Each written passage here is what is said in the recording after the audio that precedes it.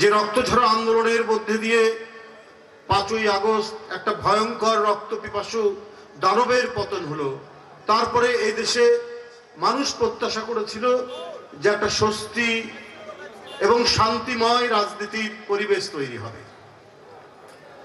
মানুষের সেই প্রত্যাশা এখনো রয়েছে, এখনো শেষ হয়ে যায়নি, কিন্তু কোথাও কোথাও আমার মনে হয় যে, আমি জানি না কারো উদ্দেশ্য আছে কিনা, কোনো উদ্দেশ্য আছে কিনা, সেই উদ্দেশ্যের কথা বলবো না, তবে কিছু বিষয় নিয়ে এমন কথাবার্তা বলা হচ্ছে যেটি মানুষের কাছে কাম্য নয়।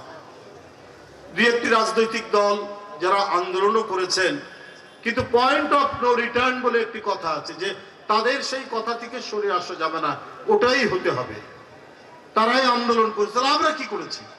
আজকে সংস্কার নিয়ে সংস্কার কমিশন হয়েছেন, তারা বসছেন, অনেক বিষয় সবাই একমত হচ্ছেন, আবার কোনো কোনো বিষয়ে দ্বিমত হচ্ছেন। এটা তো গণতন্ত্রের রীতি।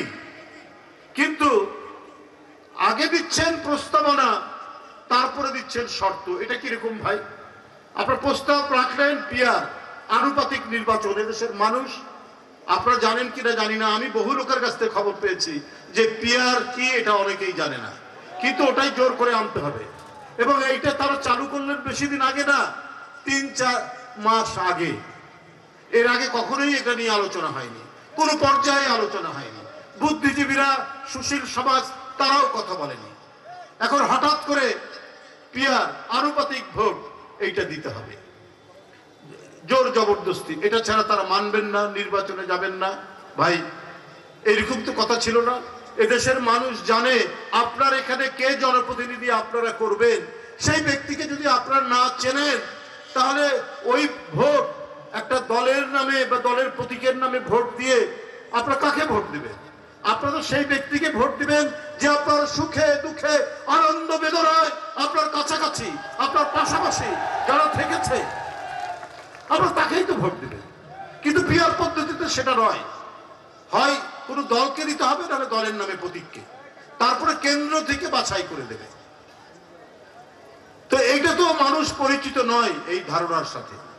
কিন্তু দুই একটি রাজনৈতিক দল এইটা নিয়ে একেবারে মানে মামার বাড়ির আবদার শুরু করে দিয়েছে। আমার কথা হলো যে আলোচনা করুন, মানুষ জানুক। কিন্তু এদেশের মানুষ 16 বছর আপনার অবাধ সুষ্ঠু নির্বাচন করতে পারেনি। ভোটাররা ভোট কেন্দ্রে যেতে পারেনি, ভোট কেন্দ্রে বিচরণ করেছে চতুষ্পদ জানোয়ার, গরু, বাছুর, ছাগল, কুকুর ছাড়া আর কেউ যায়নি। আরে আজকের যারা নতুন প্রজন্ম, যাদের 30 বছর বয়স, তারা ভোট কি জিনিস তারা দেখেনি।